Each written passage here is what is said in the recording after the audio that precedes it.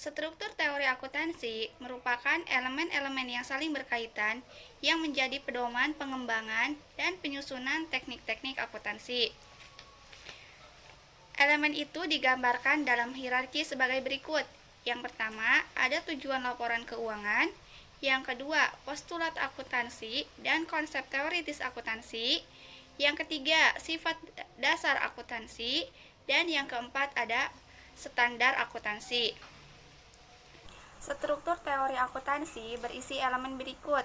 Yang pertama, rumusan tentang tujuan laporan keuangan yang diperoleh dari para pemakai laporan keuangan. Yang kedua, rumusan postulat yang dirumuskan dari tujuan laporan keuangan.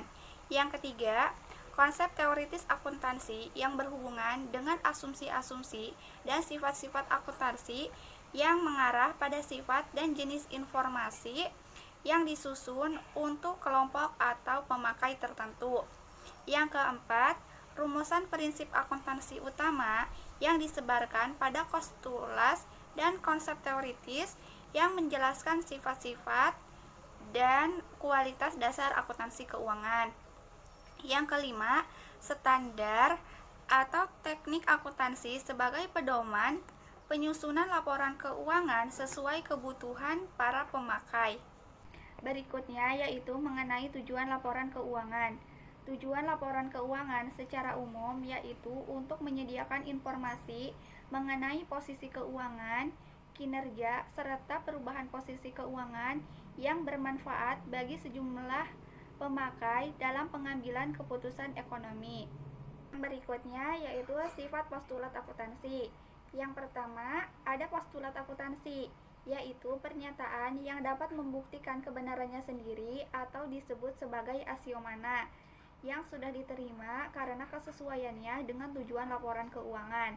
Yang kedua, ada konsep teoritis akuntansi, yaitu pernyataan yang dapat membuktikan kebenarannya sendiri secara umum karena kesesuaiannya untuk menopang dan mewujudkannya.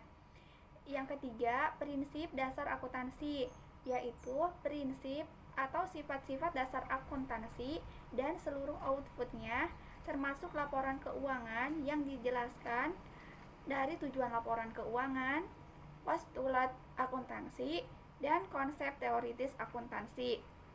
Yang keempat, standar teknik akuntansi, yaitu peraturan-peraturan khusus yang dijabarkan dari prinsip dasar akuntansi yang mengatur tentang bagaimana standar pencatatan dan pelaporan semua transaksi. Selanjutnya, postulat akuntansi. Postulat akuntansi terdiri dari postulat entity, postulat going concern, postulat unit of measure, dan postulat accounting period. Yang pertama, postulat entity.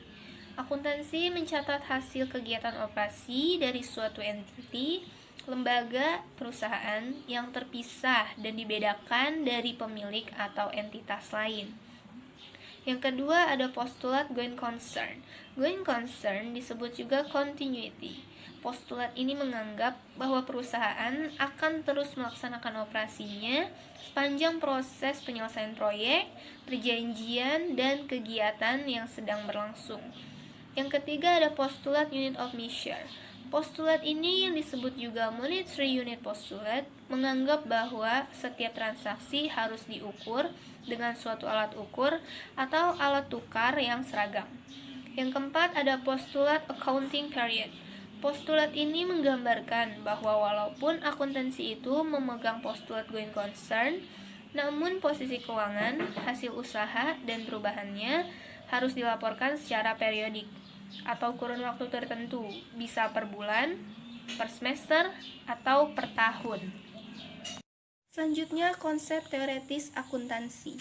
Beberapa penulis memberikan beberapa kemungkinan teori yang dipakai, yaitu sebagai berikut. Yang pertama ada the proprietary theory. Menurut konsep ini, entity dianggap sebagai agen, perwakilan, wakalah atau penguasaan dari pengusaha atau pemilik.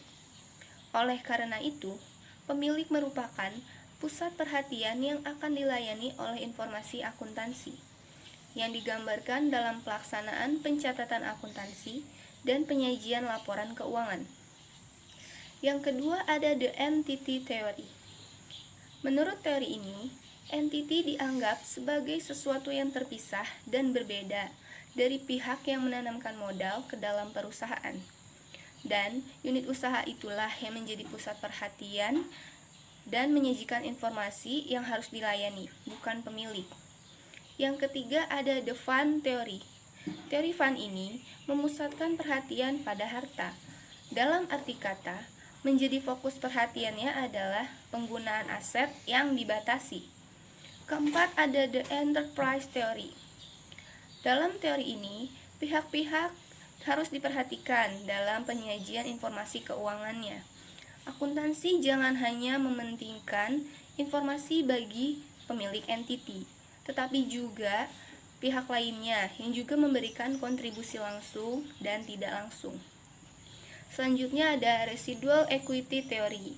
Sebenarnya ini merupakan bagian dari entity theory atau bisa juga disebut gabungan dari entity theory dan proprietary theory. Menurut Andrew Patton 1959, yang menjadi sorotan itu adalah residual equity, bukan semua pemilik. Residual equity itu hanya pemegang saham biasa atau common stockholders. Selanjutnya ada commander theory. Penekanan informasi menurut teori ini adalah pertanggungjawaban atau stewardship. Selanjutnya ada the investor theory. Teori investor ini hampir sama dengan residual equity theory. Hanya saja perbedaannya, kalau teori investor ini fokusnya adalah para investor. Selanjutnya ada amanah, accountability atau ibadah teori.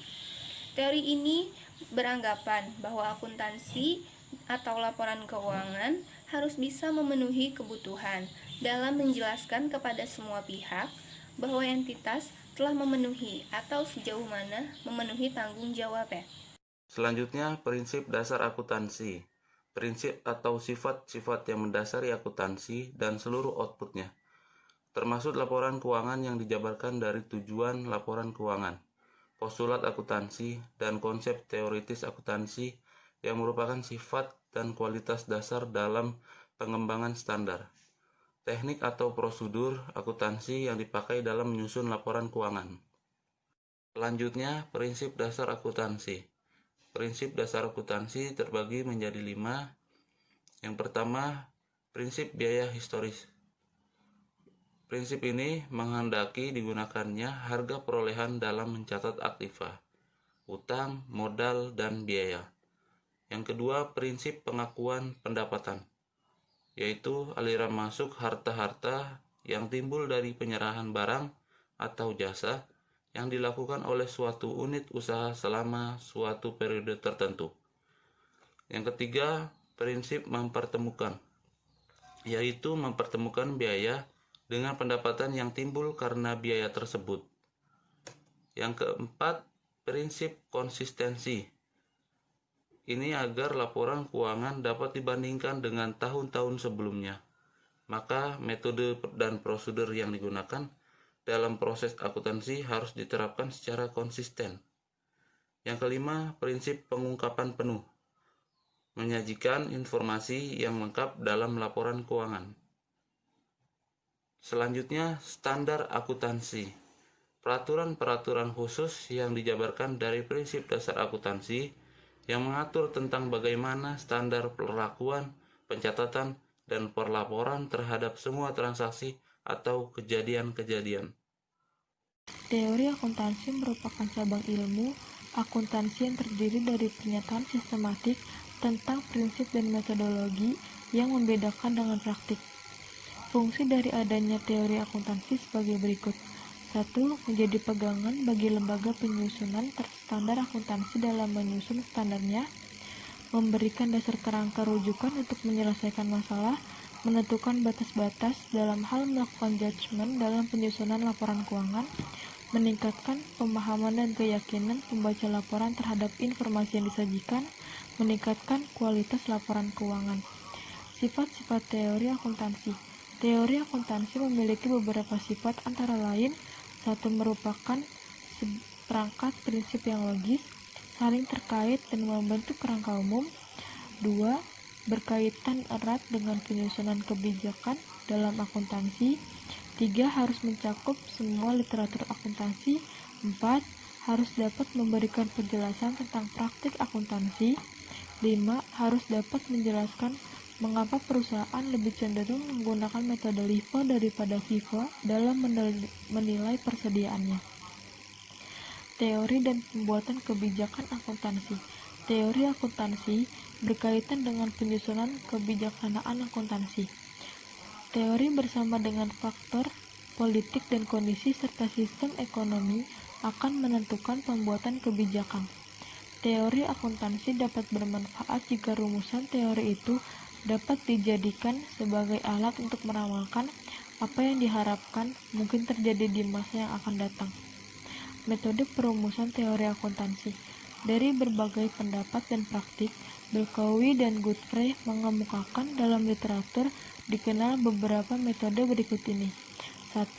Metode deskriptif atau pragmatik. Dalam metode deskriptif, akuntansi dianggap sebagai seni yang tidak dapat dirumuskan. Karenanya, metode perumusan teori akuntansi harus bersifat menjelaskan atau deskriptif dan menganalisis. 2. Psikological pragmatik.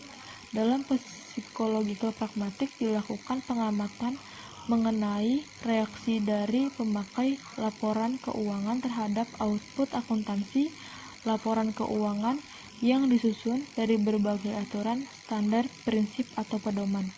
3. Metode normatif.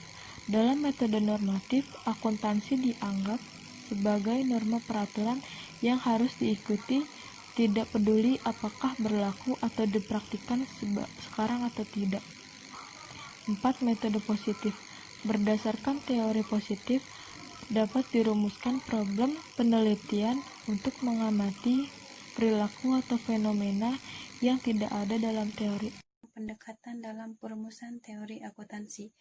Menurut Godfrey, dalam mengaitkan antara teori akuntansi dengan kenyataan dikenal dengan 3 jenis hubungan. 1. Sintetik. Teori sintetik dirumuskan dengan garis logis. Hubungan itu dirumuskan dalam bentuk aturan seperti aturan bahasa, aturan matematika, dan lain-lain. Yang kedua, semantik. Teori semantik menghubungkan konsep dasar dari suatu teori ke objek yang nyata. Yang ketiga, pragmatik. Tidak semua teori memiliki aspek pragmatis. Dalam hal ini, pragmatis itu berkaitan dengan pengaruh kata-kata, simbol terhadap manusia. Perumusan teori akuntansi. Beberapa pendekatan dalam perumusan teori akuntansi menurut Belcoit sebagai berikut. Pendekatan informal. Pendekatan ini terbagi dari 1. Pragmatis, praktis, dan non-teoritis. Dalam metode ini, perumusan teori akuntansi berdasarkan atas keadaan dan praktik di lapangan. Yang kedua, pendekatan otoriter. Dalam metode ini, yang merumuskan teori akuntansi ialah organisasi profesi yang mengeluarkan pernyataan-pernyataan yang mengatur praktek akuntansi. Pendekatan teoritis terbagi dari 1. Deduktif. Pendekatan deduktif merupakan perumusan yang dimulai dari perumusan dalil dasar akuntansi, postulat dan prinsip akuntansi, dan selanjutnya yang diambil dari kesimpulan logis. Yang kedua, induktif. Dalam pendekatan ini, penyusunan teori akuntansi didasarkan pada beberapa observasi, pengukuran khusus, dan akhirnya dirumuskan fenomena yang seragam, dan diambil kesimpulan umum. Etika dalam pendekatan perumusan akuntansi, yang digunakan konsep kewajaran, keadilan, kepemilikan, dan kebenaran. Sosiologis, yang menjadi perhatian utama dalam perumusan teori akuntansi ialah dampak sosial dan teknik akuntansi.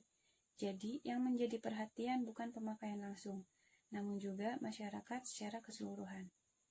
Makroekonomi. Pendekatan ekonomi dalam perumusan teori akuntansi ialah menekankan pada kontrol perilaku indikator makroekonomi yang menghasilkan perumusan teori akuntansi. Untuk hingga saat ini, Indonesia masih belum berupaya secara intensif untuk merumuskan teori akuntansi dan standar akuntansinya sendiri, karena kita masih tetap menggunakan teori atau standar akuntansi Amerika, atau yang terakhir dari International Accounting Standard Committee, sebagai dasar dari pengembangan akuntansi di tanah air. standar akuntansi keuangan maupun pernyataan standar pemeriksaan, yang masih mengadopsi atau masih menerjemahkan standar serat pedoman dari Amerika atau International Accounting Standard Committee dengan berbagai modifikasi minor. Upaya untuk terbaru dilakukan oleh profesi akuntansi ialah perumusan prinsip akuntansi Indonesia, namun belum menyentuh dalam teori akuntansinya.